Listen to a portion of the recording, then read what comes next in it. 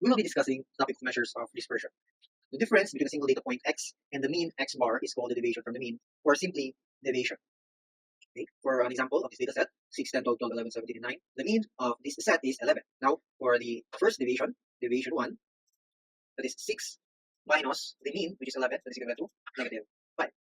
And the deviation 2 is 10 minus 11, or negative 1, and so on.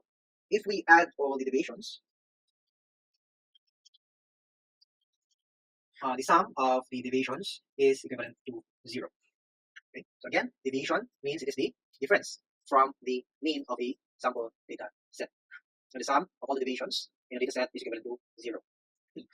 Sample variance deviation.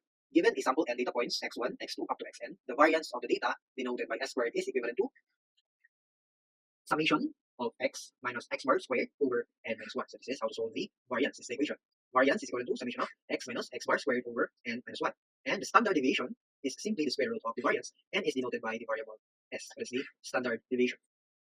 For example, let's find the standard deviation of each data set. We have 2, 4, 6, 8, 10, and 12. Now the solution, let's find first the mean. The mean for letter A is 7. And the variance is in this form. The first term minus the mean squared plus the second term minus the mean squared plus the third minus the mean quantity squared, and so on, divided by 6 minus 1, which is n minus 1. And therefore, our variance is 14, and our standard deviation is equivalent to 3.741657, which is the square root of 14.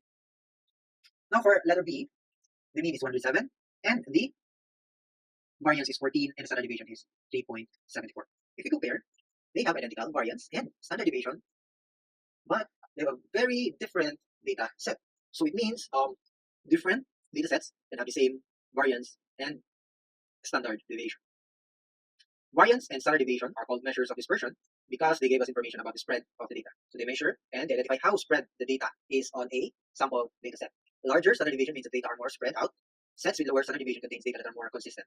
So that is the definition or the meaning of a low standard deviation. It means the data is more consistent compared to a higher standard deviation. This is an example of a comparison of the scores for each superstars for the last NBA finals. These are their scores per game. Kawhi Leonard has 22, 26, 36, 30, 34, and 23. While Steph Curry has 34, 23, 47, 27, 31, and 21. Now let's solve their mean, variance, and standard deviations. There.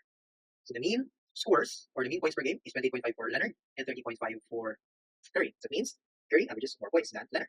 This is the variance, and this is the standard deviation. So what can you observe between their standard deviations?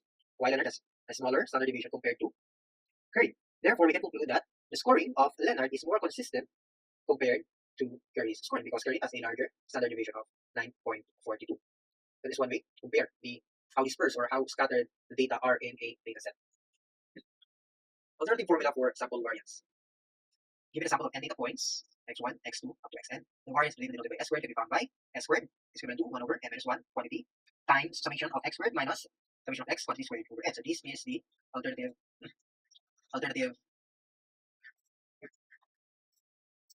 formula for the sample variance. And this is the formula for sample variance for group data.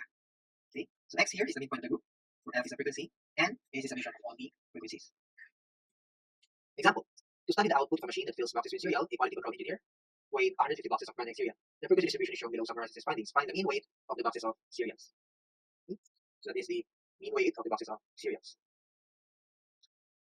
And these are some exercises for you to do at home. Find the mean and the standard deviation of each set of data. So all you have to do is to get familiarized with the formula for the mean, median, and also the standard deviation and variance. And these are the answers for these exercises for your reference.